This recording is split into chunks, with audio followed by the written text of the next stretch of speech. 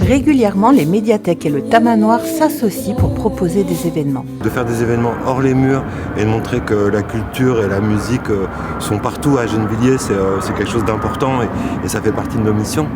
Ça permet aussi de faire le lien avec le Tamanoir parce qu'il y a aussi plein de gens à Gennevilliers qui ne savent pas forcément que le Tamanoir existe ou qu'est-ce qui s'y passe. Donc ça nous donne aussi une ouverture avec de nouveaux publics et c'est vraiment dans l'ADN du Tamanoir, c'est-à-dire que de pouvoir quelque part instaurer ce que j'appelle une permanence artistique dans la ville, avec des artistes qui sont ici, qui travaillent, qui se produisent en concert, mais qui vont aussi ailleurs faire des interventions d'action culturelle dans les écoles ou des concerts sous des formes acoustiques dans les médiathèques ou dans d'autres lieux. C'est important que la musique, elle soit dans les murs du Tamanoir, parce qu'on a un équipement dédié pour ça, avec toute la sonorisation, tout ce qu'il faut, mais que ça aille aussi au plus près des gens, c'est très important. On est une espèce de hub et de raccord avec la programmation musicale du Tamanoir.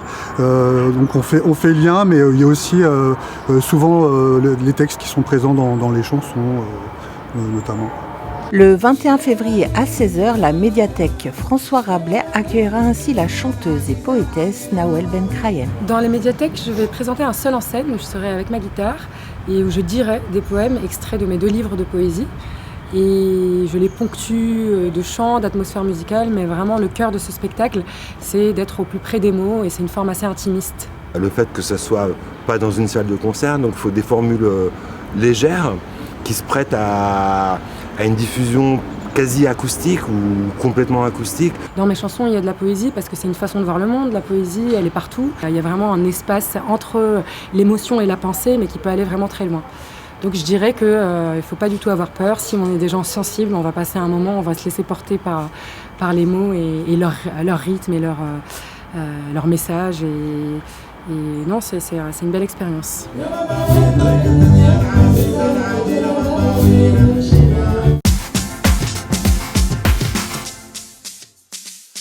Ciné ou concert, pourquoi choisir ? Le cinéma Jean Vigo propose régulièrement des séances à destination des enfants qui mixent les deux. Ce sont les ciné-concerts. Il y a un film, ça peut être plusieurs courts-métrages ou juste un film avec de la musique en live. Donc il y a des vrais musiciens qui vont jouer. Ça fait du spectacle vivant, donc les enfants ils vont pas seulement voir des images, mais ils vont voir aussi des musiciens qui jouent et du coup c'est un vrai spectacle. C'est déjà des films qui sont choisis pour les tranches d'âge de nos petits spectateurs. C'est-à-dire que parfois il y a des ciné-concerts qui sont plutôt pour à partir de 5 ans ou pour les plus grands. Et c'est des films qui sont choisis parce qu'il y a un thème de fond parfois et aussi parce qu'on peut faire non seulement de la musique mais aussi des bruitages en live. C'est les ciné-concerts qui sont organisés par de groupes, ça peut être des compagnies ou des groupes de musique. On a travaillé ensemble avec un réalisateur, avec des tableaux, des images de tableaux, et sur la peinture. Donc c'est un film là, cette fois-ci, qui a été réalisé par nous. Ça donne une autre image du cinéma. Ils ont l'habitude de venir voir des films classiques au cinéma, soit avec leur famille, soit avec leurs écoles. Et ça leur donne d'autres sensations. Peut-être aussi de comprendre qu'on peut faire vivre des images différemment avec des instruments. Ça multiplie un peu leur imagination. C'est une autre façon de rêver, une autre façon de percevoir aussi les images et à la fois aussi la musique.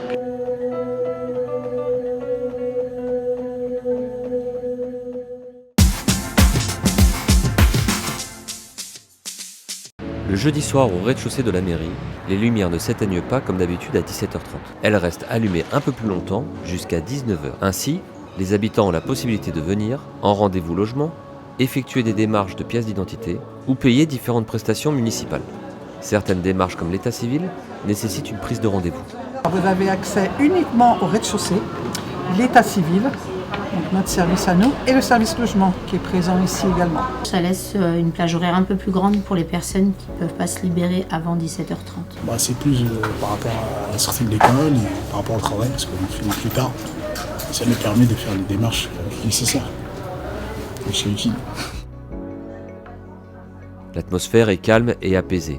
Les gens chuchotent, le temps s'arrête. Plusieurs personnes viennent avec les enfants qui sortent de l'école ou du centre de loisirs. Lorsqu'ils veulent prendre rendez-vous, ça par l'état civil, c'est par rapport sur le site de la ville.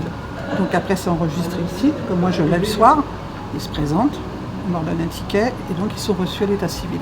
Pour le logement, c'est sans rendez-vous, c'est une permanence où ils vont déposer leur dossier, discuter avec les collègues, l'avancement aussi des dossiers logement.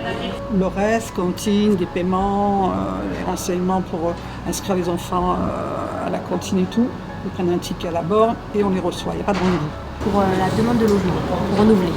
Renouvellement ? Oui, renouvellement s'il vous plaît.